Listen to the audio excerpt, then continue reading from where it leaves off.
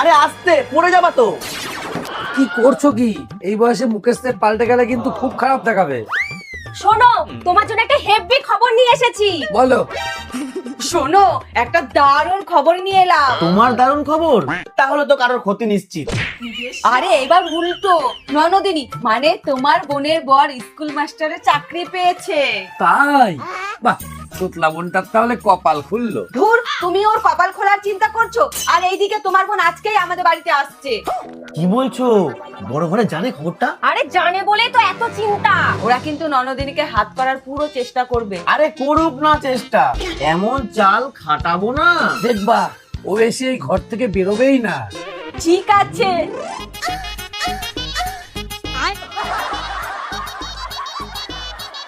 এই জুতোটা পরিয়ে দে। ছাতাটাও ঠিক করে ধরতে পারে না।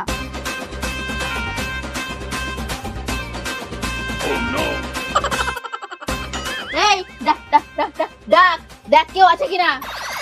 বাড়িতে কেউ আছেন? আপনাদের ননদিনী। আপনাদের ননদিনী এসেছেন। ননদিনী, শোনো, তুমি কারো কথায় কান দেবা না, সোজা আমার ঘরে চলো। আমার ঘরে চলো? ননদিনী, আমি তোমার জন্য ভালো ভালো রান্না করেছি, তুমি আমার ঘরে চলো। আমিও তোমার জন্য ভালো ভালো রান্না করেছি, তুমি আমার ঘরে চলো। না আমার ঘরে যাবে, না আমার ঘরে যাবে, না আমার ঘরে যাবে, আমার ঘরে যাবে, না আমার ঘরে যাবে। এক মিনিট, চলো। এই তুই দাঁড়া। এইবার টানো, যে জিতবে আমি তার ঘরে যাবো। আমার ঘরে চলো, আমার ঘরে চলো, আমার ঘরে চলো, আমার ঘরে চলো, আমার ঘরে চলো, আমার ঘরে চলো। কি গো, শোনো শোনো, শুনলাম বোনের বর ঘুষ দিয়ে চাকরিটা পেয়েছিল। ধরা পড়ে গেছে, চাকরিটা চলেও গেছে।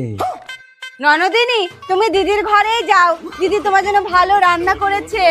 হ্যাঁ হ্যাঁ, আমাদের ঘরে গ্যাসই নেই, রান্না করব কিভাবে? তুমি বাড়িই চলে যাও।